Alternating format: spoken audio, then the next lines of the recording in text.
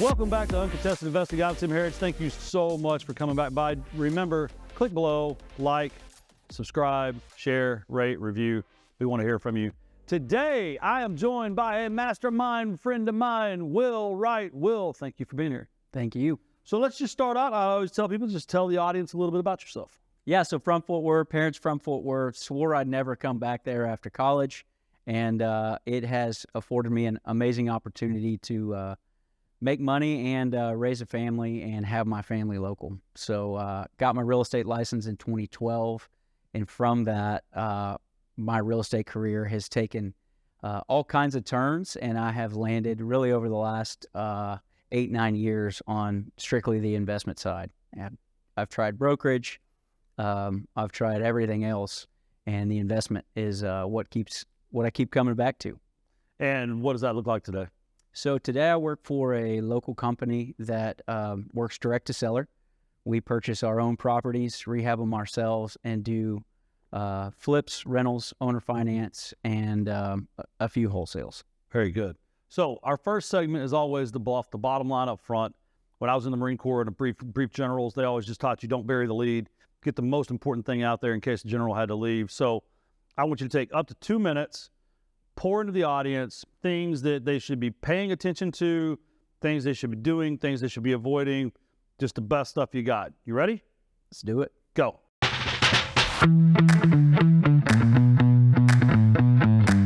Yeah, so everywhere I've ever gotten to in my life has been because somebody has grabbed me by the back of the collar and said, let me get in my boat. Let me get in your boat with you. Let me help you row. Give me an oar. And what do you need to get moving, get going, get unstuck? And the current job I had, every career I've ever had, has been because somebody a few steps ahead of me grabbed me by the back of the collar and said, let's do this, let me help you. And so in real estate, I have built a career on that. How can I help other people? How can I get in their boat with the idea of, what do you need? What can I help you with? So in turn, I can get the career that I want, design the job that I want, and in turn, the life that I want. And so don't forget the power of connection in this industry. It is a people industry first, and every career move I've made, every success I've had has been because somebody else has helped me. So you just hit on a great point that one of the most old school real estate trainers I've ever been around, back in the home investors days, used to say, it's a numbers game in a people business, right? Like at the end of the day, the math has to work, but it's the people that you're helping, that you're providing solutions for, that you're providing housing for. Like it's just a people business. What does y'all's company look like today? So you said owner finance, some wholesale, some fix and flip. What are you finding is the sweet spot in today's kind of real estate market? So rentals in our market are really difficult. The amount of out-of-town, out-of-nation capital in our market has made the typical rental really difficult. However, we have found boots on the ground, direct-to-seller opportunities from people that aren't worried about highest net profit from the sale of a home, but are more concerned with managing the different aspects of moving. Where am I going to go? What am I going to do? What's it going to look like? How can I afford it? What am I going to do with all the stuff that's in there? And what lead time can I get so that I can set myself up for success in the future? So instead of saying, this is the numbers for us, this is what makes it work, getting in bed with those people and saying, what are your needs?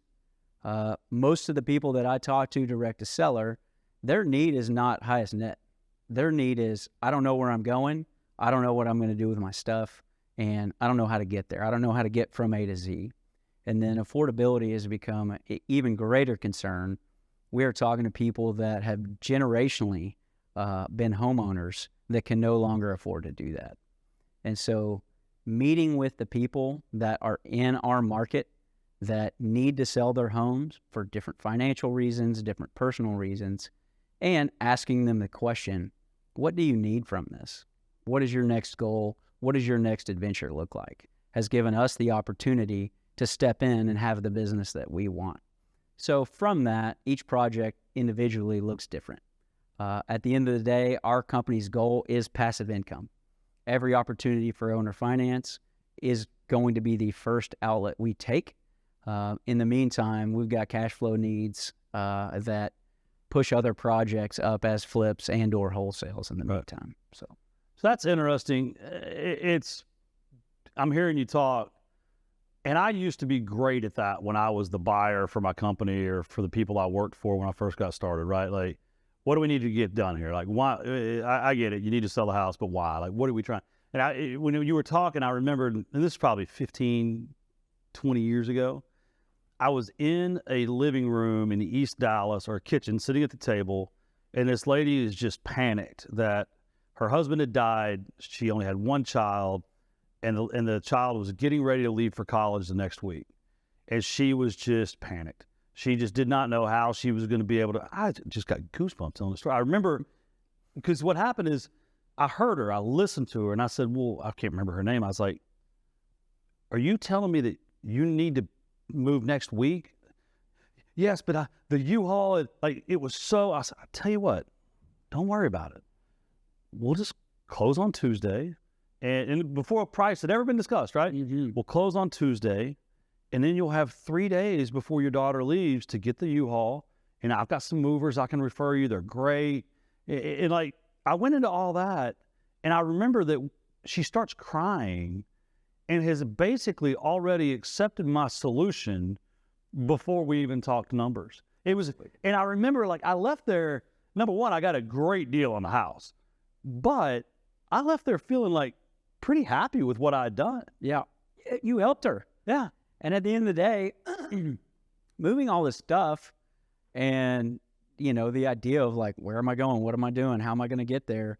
People ramp themselves up. They get panicked. They get overwhelmed. They get emotional. And we really like to come in and it's the Don Miller approach, story brand of I can be a hero in this situation, but in reality, how can I make you the hero and I'm just the guide? Let me put the pieces together so that we can walk you through that. So at the end of the day, you can have peace of mind and you can give your son peace of mind as he's approaching this new chapter in life. So recently, I like to get in social media arguments. If you're out there and you're not following me, go ahead and follow me. You'll see plenty of drama.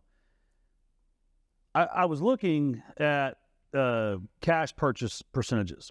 They've gone way up here recently, but it's not the institutions. It's the mom and pop investors, right?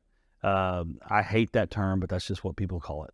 And then I was looking at home ownership rates in America, and they've gone up since 2012, right? And so the narrative in the media is always that the big institutions are taking away Americans' opportunity to own houses.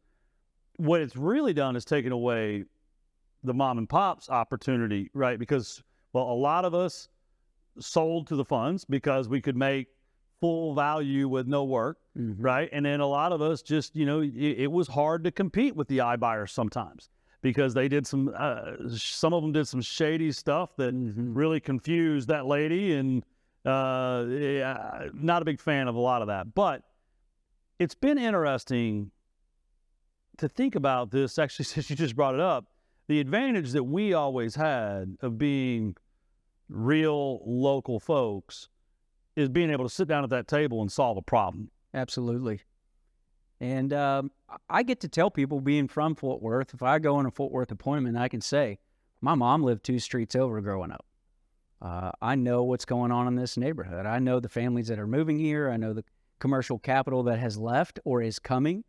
And we know and understand the moving parts. And by the way, my grandpa owned a business a half a mile away, and you probably drove by there or knew him, personally. So that personal touch has really given us a lot of opportunities to say, I'm here, my family lives here, I'm from here, and our goal is to service and help the people in our city. And it's definitely been a leg up just to say, I'm not a 1-800 number. I'm a family guy. You're not paying for my big downtown budget. You are paying for food for my table. Right. And like you said, price is the easy part. We are a for-profit business, but at the end of the day, we've taken the approach of I'm here, I'm from here, and how can I help you? So it really just goes back to Simon Sinek's book, Start With Why. You know, once you decommoditize the process, make it not about price and you make it about feeling, desire, why they're doing it, it gives you a leg up. So we're going to take a quick break, come back. I want to talk more about what's going on in the local real estate market. Stick around. We'll be right back. Are you looking for fast funding for your next fix and flip? What about leverage for your next long-term rental or vacation rental? Need capital for a new construction project? Look no further. RCN Capital has you covered. As the leading nationwide lender for real estate investors, RCN Capital offers short-term and long-term financing solutions for your next investment property. RCN Capital takes a common-sense approach to your loan request, offering high leverages and low rates backed by superior customer service. Whether you're investing in single-family properties or multifamily properties across the U.S., RCN Capital has funding options for you with no hoops to jump through and quick closings in as little as 2 weeks. Ready to get a quote for your next investment property? Visit rcncapital.com/podcast to apply today. There is no fee to apply. Again, that's rcncapital.com/podcast to apply today. Welcome back to Uncontested Investing. I am Tim Harridge. I'm here with Will Wright, but don't forget, like, comment, rate, review, share, subscribe, all those fun things that lets me know that you like what we're doing here. Will, you'd mentioned earlier that you had a big real estate office. Can you talk about, a lot of entrepreneurs get into a business and then like they get into it for one reason, and then the business starts to become the reason versus why they got into the business. Could you talk about what got you into owning? You said 100-something agents. Yeah. What got you into that, and then kind of why you left it, and maybe some of the personal rewards of, like, I don't know, simplifying. Absolutely. I think I'm putting words in your mouth there. So we, as an owner finance company, as somebody that was using licenses in our market, we wanted to provide an opportunity for local investors that did have a license to come and park their license and in turn get some clout, credibility in our local market through that arm. It was kind of a perfect storm. Some other Dallas-based offices that were operating in our market were changing ownership, changing hands, making big decisions that in turn gave us the opportunity to grow quickly. We had intentionally designed that as kind of a monthly fee-based office and quickly realized that monthly fee-based opportunities were a colossal time suck and a long-term play and a long-term growth play. So we leveraged ourselves on an opportunity for local realtors that were investment curious to have a place to come and park their license with a free opportunity to train, to have a big brother, to have another on-site set of eyes just to help grow their own real estate portfolio and at the same time be a lead center for our parent company. And it was right place, right time, right market. It worked. We grew that on the back of relationships. I never had anybody out recruiting for me. It was always hey, Tim, you need to go meet this guy. Every agent that I hired personally was a direct referral from somebody else, and I never had a single dollar to spend to go and, nab somebody, steal somebody, coerce somebody into coming to join. And at the time, that real estate brokerage was feeding a third of our leads into the parent company. So it was a success. The relationships that I've developed from that, the people that you would expect to be a lead center for the properties that we would buy was never the same thing. So I have developed friends through that agency, and it's not the person that's going out and closing 50 deals a year. It's the, wife agents that have hardworking husbands that are doing 6 to 12 deals a year that call and say, hey, I just spoke with this old lady. She doesn't know what to do. I don't know what to do. She doesn't want to sign in the yard. What's next? And so it's been a huge win, not only for her to better herself financially, but at the same time, help her client and in turn her friend base to say, stop worrying. we can create a solution for you that you can choose to use or you can choose not to use. Here are your options. And just giving those agents another option in the business, not only for brokerage, but also for their clients. Right place, right time. And is that still operating today?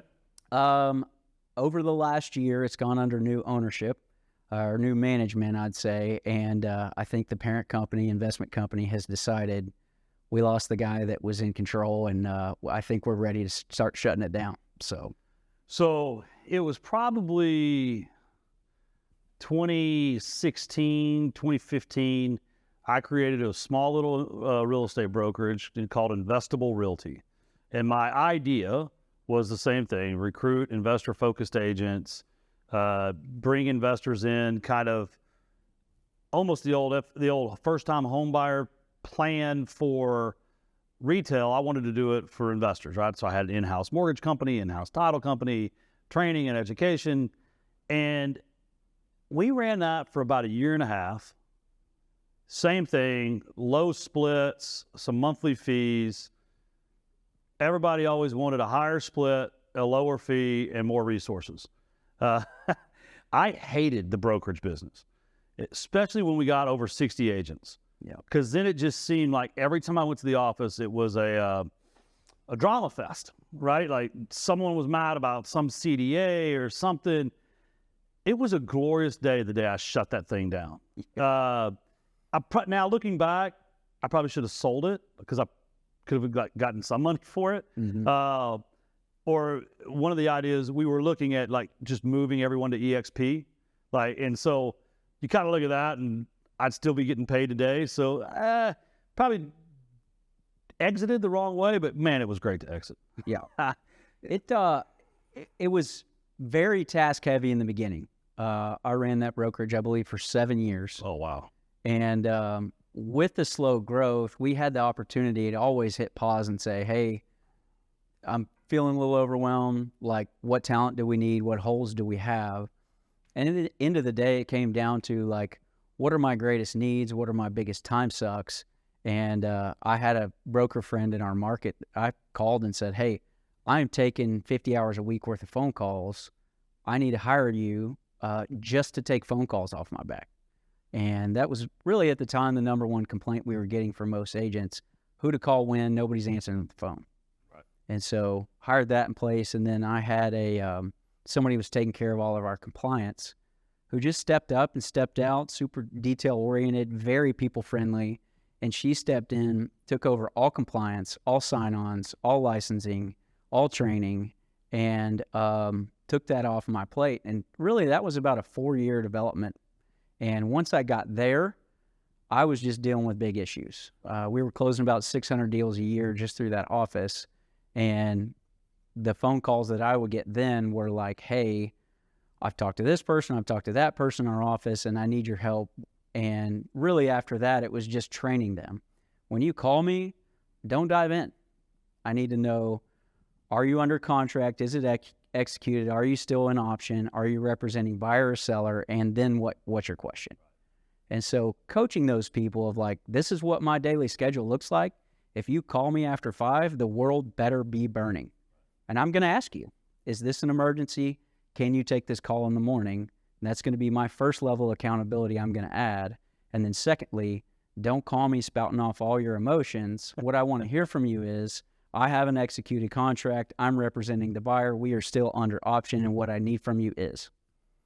So in my house buying business, probably 10 years ago, I got to where my buyers or my dispo people, everybody wanted to call and start telling you, "Well, Billy this and Bobby this and Mary Jane this," and I'd be like, no. On the acquisition side, my thing was, what's it worth? What's it need? What's the rent? What can we get it for?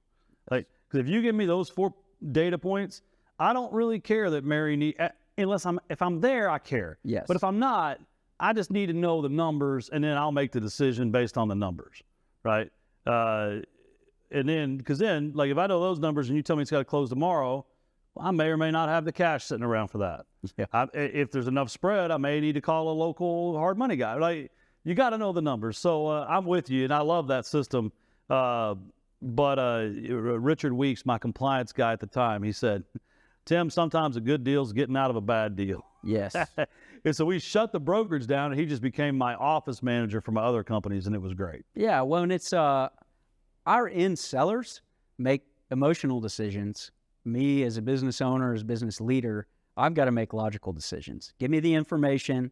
Let me decide what to do with it. And if you want to dive into the emotion side, let's do it. My approach for that is what I think you should say is, but I'm going to need that info up front. Exactly like Where did you learn those business management, leadership type processes? Man, that is a great question. I studied finance and real estate at A&M. And really, the only thing this interview's over. Andy knows it. Aggies. No, I'm just kidding. Kidding. The only thing I ever wanted to do was run a brokerage.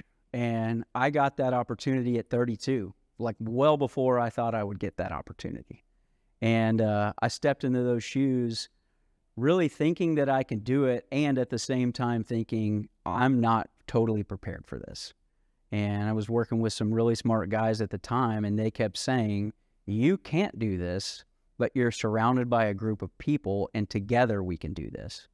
And I had to learn through that time, first and foremost, all the self-limiting beliefs that I had. I hired a personal coach. And really and truly, a lot of coaches get a bad name. At the end of the day, it was like having a grandpa that was really wise in business and at the same time always for me and could look at everything that I was doing from a 30,000-foot view. And his name was Ted, and he really helped me to see I can do this. I am capable of doing this. What are my strong suits? What are my weaknesses? How can I grow in those areas? And taking the emotions that I was feeling at the time as a young man, as a young leader in business, and saying, hey, let's come up with a plan. And then through that, designing, I want to be at home at 5 o'clock for dinner. And that's a non-negotiable for me. And so if that's the plan, how can I design that? And I'm having trouble in the afternoons because I wake up super early. All right, let's talk about capacity. What's robbing your capacity? So really it was personal coaching that took me to the next level, gave me the opportunity to identify personally my emotions, to identify my weaknesses, and to stand in my own shoes. I am a huge fan and believer of personal coaching.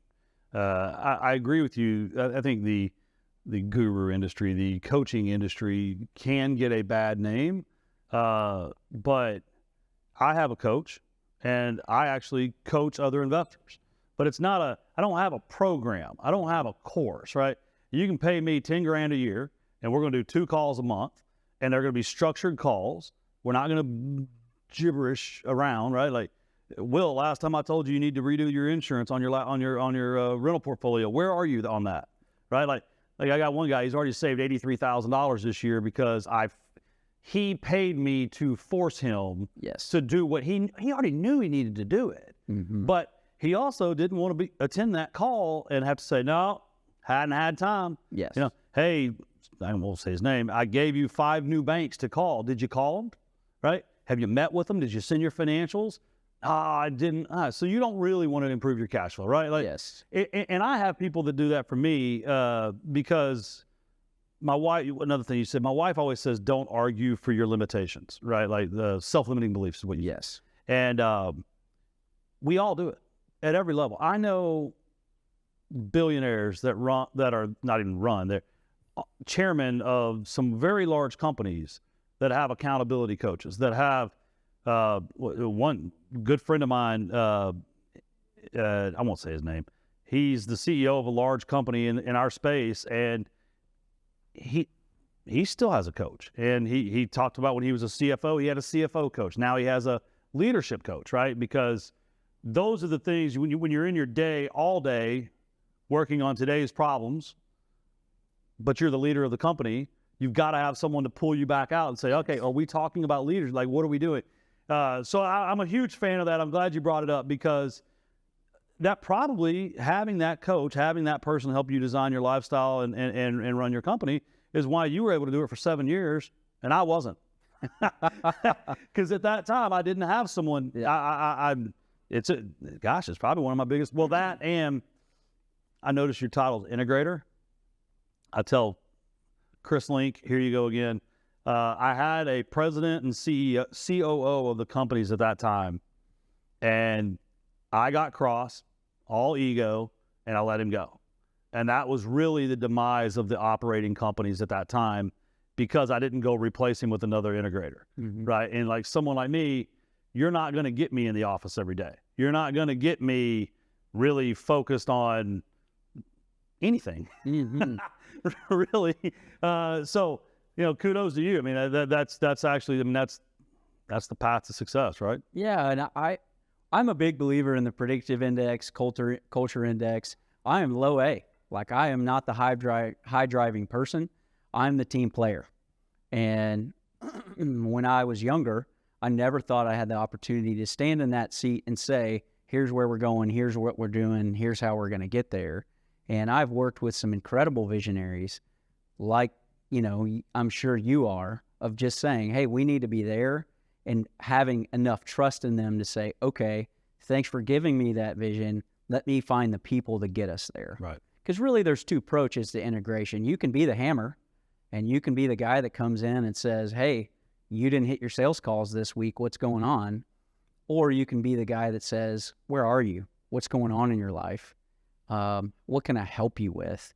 And at the end of the day, say, we have a cadence of accountability that you're not hitting. Why aren't you hitting it?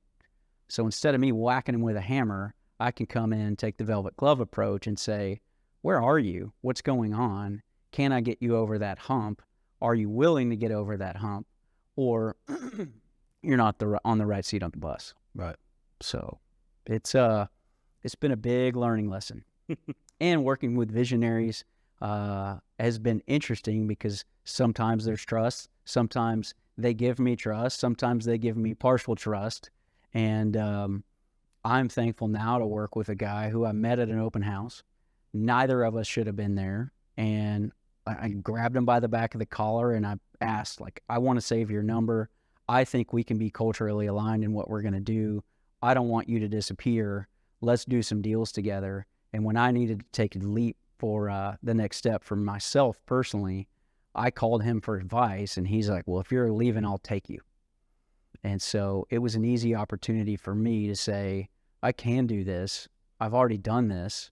And now I can do it with somebody that I trust completely. We're going to take a break and get right into the Money Minute. Stick around. We'll be right back. REI Inc. is a monthly business publication for real estate investors, covering all types of real estate investments and strategies. It is the most comprehensive real estate investment publication on the market. All of the articles are written by the top leaders in the industry, so investors are assured of always getting the best information possible. Each month, REI Inc. also profiles the top companies in the industry and provides insights and data into key regional markets. Along with their sister platforms, the REI Referral Network and Highest Invest, real estate investors have exclusive access to off-market investment opportunities and national acquisition and disposition initiatives. To learn more, visit www.rei-inc.com, where you can also access the REI Referral Network. Also, be sure and visit www.highest-and-vest.com to view the latest exclusive off-market assets with near immediate acceptance decisions and closing strategies. You can also email marketing@rei-referralnetwork.com to request more information. Welcome back to Uncontested Investing. I'm still here with Will. And Will, it is time for the Money Minute. This is a 60-second part where you pour into someone listening. It can be young Will. It can be Will when he was working at the church. It can be the Will that needed to be home by 5 and had to find a way. Whatever it is, 60 seconds, the best stuff you got. You ready? Let's go. Go.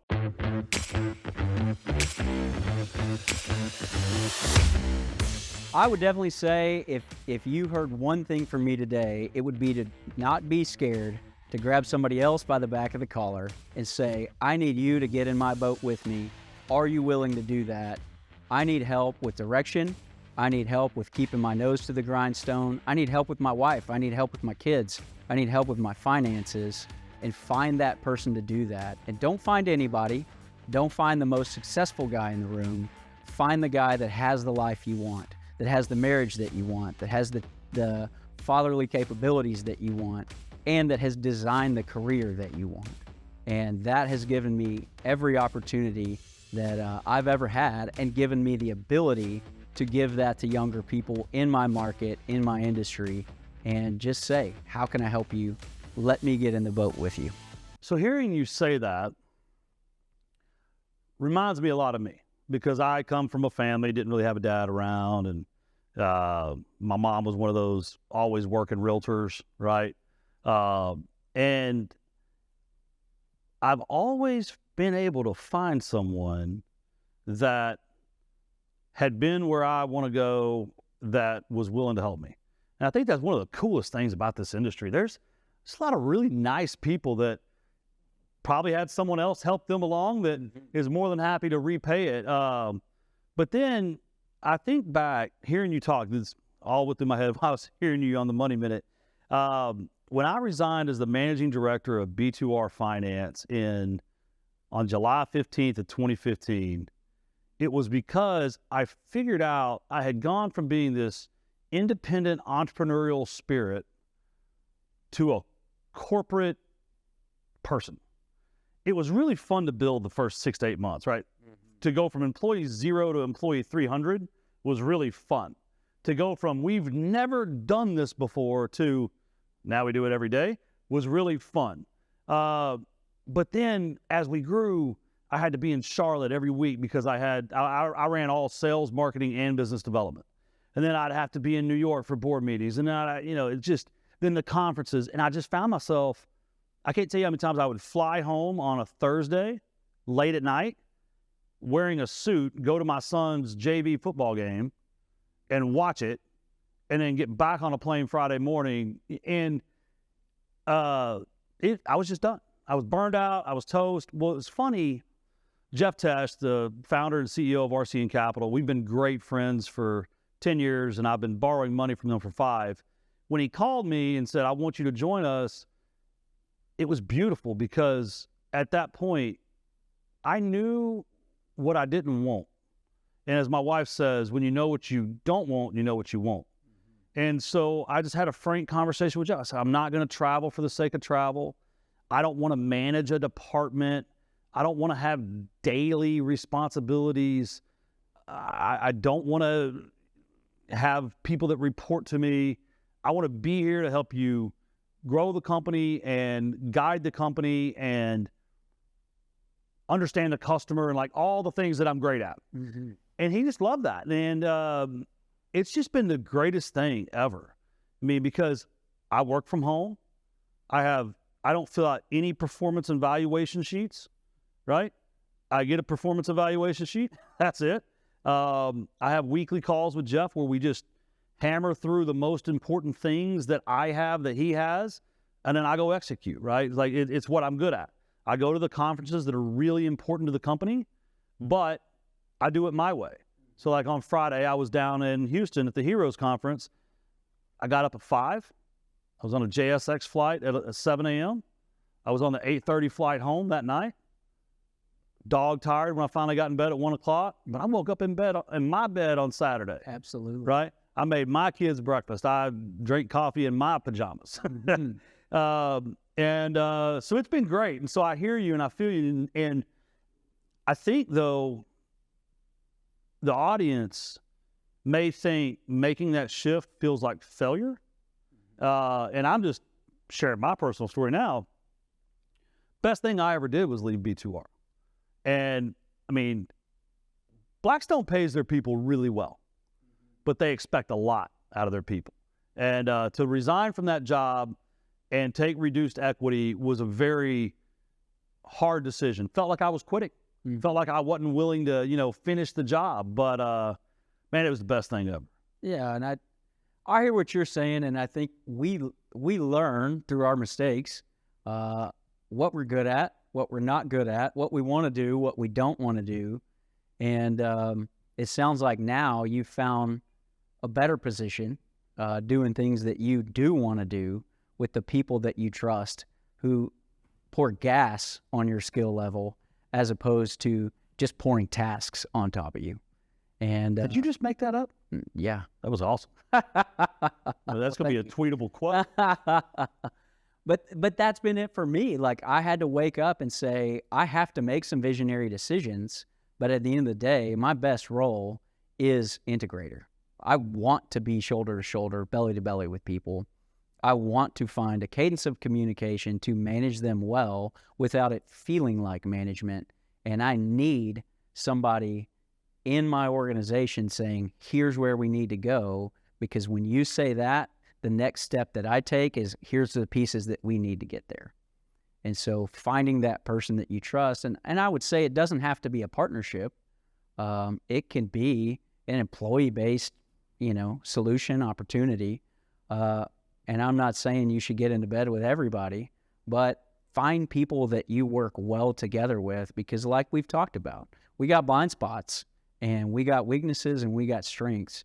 The more time that I've spent developing my strengths, knowing myself and knowing my strengths has afforded me more opportunities to do what I want to do and do what I do well. Well, the young lady, Mackenzie Anderson, that booked you on this show, that sent you the DocuSign, like, she and the marketing team support my endeavors and my ideas, but she doesn't work for me. She's not my assistant. Yep. Right? This is a project that she's in charge of for the marketing department of the company, right? And so Erica LaCentra, the chief marketing officer, gets to manage and mentor and train Mackenzie, and I get to frustrate them. It's great. It's a great relationship, because if someone in marketing needs a raise, I don't have to deal with that, right? Like, if someone in sales doesn't like the customers that I'm sending over, I don't have to deal with that. Chris Doran, the VP of sales that's been at the company for 10, 15 years, he's just an amazing sales manager. Like, he takes these people and talks to them, but he's also been selling these products for so long, he can solution solve so easy, so quick, right? So it's just great. I get to do what I'm best at, and what I also learned, you'll love this, as a military guy, I developed a leadership style of, when I tell you to do something, you go do it. If you have questions, you can ask me some other time. I used to actually, when someone joined the unit, I'd say, huh, but, and why. Those are 3 words that leave your vocabulary today, right? Pay attention, do what I say, you can ask questions later. Which makes it, in the civilian world, makes it a little difficult sometimes to lead departments. And so, yeah, I found the perfect fit, and it sounds like you have. Yes, and I think the lesson is, be willing to get it wrong. Absolutely. Learn from it, and then go do it right. And find the right people, by all means. So we are almost out of time. This is where I always ask if anybody has any parting thoughts or parting shots. Great question. I am in the people business, just to double down on that. And I have made some incredible friends in this industry that I'm forever grateful for. And they have helped me as I have helped them. And I have had to learn, as I grow in my career, what opportunities are there to monetize. Just because I help people doesn't mean I can't monetize it. Right. So that's where I'm trying to step into next. If I'm going to help you with something, it's who I am, it's what I want to do. And I'm in a position now to say, what does that look like for me? And am I just helping, or is this an opportunity for me to monetize as well? Well, and it sounds like you've gotten really good at serving the people, not only internally with your company, but also externally with your customers. Yes, sir. Well, man, I appreciate you being here. We're out of time. I don't like to go long. One of the best comments I get from the listeners is, I love that it's so short, right? Because a lot of these podcasts these days go like hour and a half, 2 hours, and they're like, I can't listen to that. And so land the plane. Land the plane. That's it. We're out of time. Thank you so much for swinging back by this week. Remember, your network is your net worth, and today you've been growing both. We'll see you next week. Thank you for listening to the Uncontested Investing Show. Questions about today's episode or the podcast? Email podcast@rcncapital.com and make sure to follow RCN Capital on Instagram, LinkedIn, and Facebook. See you all next time. The preceding program is furnished by RCN Capital LLC. The information provided is for general education purposes only and does not constitute any legal, financial, investment, or other professional advice. The views, thoughts, and opinions expressed by any speaker are the speaker's own opinion and do not represent the views, thoughts, and opinions of RCN Capital LLC. No information contained in this episode should be construed as financial, investment, or legal advice from RCN or any individual, author, host, or guest. You should always consult a financial advisor before investing.